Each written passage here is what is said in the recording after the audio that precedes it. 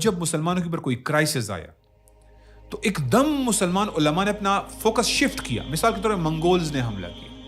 عبدالسلام العز جو شیخ الاسلام تھے مصر کے, وہ کیا کر رہے تھے اس وقت؟ وہ لوگ کو جہاد کے لیے ابھار رہے تھے.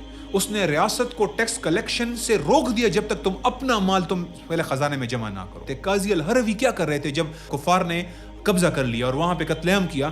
وہ بغداد میں گئے اور دربار میں جا کے اس نے خلیفہ کو اکاؤنٹ کیا کہ تم یہاں بیٹھ کے آرام کر رہے ہو. مجدد الافسانی, انہوں نے کیا رول پلے کیا؟ کیا انہوں نے وہی نماز روزہ زکوٰۃ کی طرف ہی فوکس کیا؟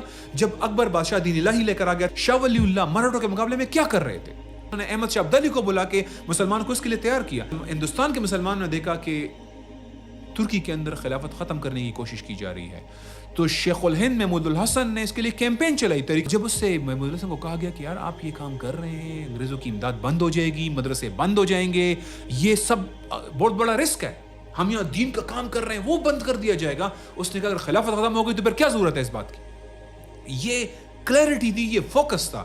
تو اس سے پہلے بھی رمضان میں مسلمان عبادات طرف جاتے تھے, علماء جو ہے وہ ذکر اذکار اور اس کی فضیلت بتاتے تھے, لیکن وہ جیسے اجتماعی معاملات پہ ذرا سا کوئی مسئلہ آتا ان کا سارا فوکس شفٹ ہو کے اجتماعی معاملات کی طرف چلا جاتا تھا. آج حدود معطل ہیں, آج جہاد معطل ہے, اللہ کی حاکمیت معطل ہے, امر بالمعروف و نہی عن المنکر نہیں ہو رہا. ایک حد کا نافذ ہونا پورے کرۂ ارض پر 40 دن کی رحمت کی بارش سے افضل ہے. آج یہ معطل ہے, تو ہم اس وقت صرف اپنے آپ تک محدود کیسے رہ سکتے ہیں؟ یہ کیسے کریں کہ جی میں پہلے اپنے آپ کو پرفیکٹ کروں گا. ہم جب روزہ رکھتے ہیں ہم یہ نہیں کہتے جب تک نمازیں پرفیکٹ نہ ہو جائے میں روزہ نہیں رکھوں گا. جب ہم زکوٰۃ دیتے ہیں ہم یہ نہیں کہتے جب تک کہ توحید, نماز اور روزہ میرا پرفیکٹ نہ ہو جائے میں زکوٰۃ نہیں دوں گا.